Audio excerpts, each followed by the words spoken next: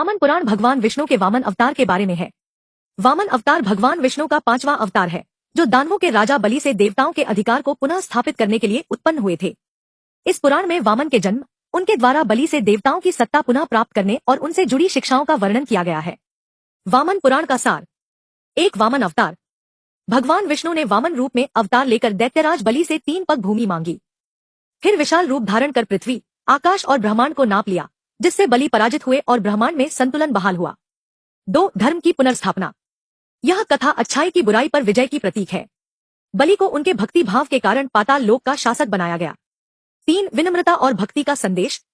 वामन अवतार यह सिखाता है कि विनम्रता और ईश्वर में समर्पण से मोक्ष और विजय संभव है।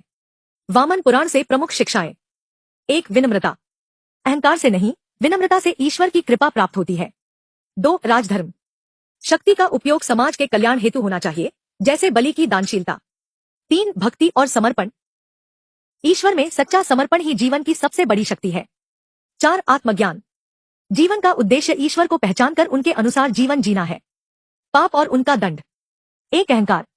घमंड विनाश का कारण बनता है, जैसे बलि की पराजय। 2. ब्राह्मण और देवताओं का अपमान। उनका अपमान करने पर कठोर दंड मिलता है। 3. झूठ और धोखा। दूसरों को धोखा देने वाले अंततः पीड़ा और नुकसान झेलते हैं। वामन पुराण के अनुसार उपाय। 1. ब्राह्मणों और तपस्वियों का सम्मान। इनकी पूजा से शांति और कष्टों से मुक्ति मिलती है। 2. यज्ञ और विष्णु भक्ति। यज्ञ, पूजा और विष्णु मंत्रों का जाप लाभदायक है। 3. विनम्रता और समर्पण। भक्ति व समर्पण से आत्मशुद्धि और ईश्वरीय कृपा प्राप्त होती है। Thank you. Stay tuned.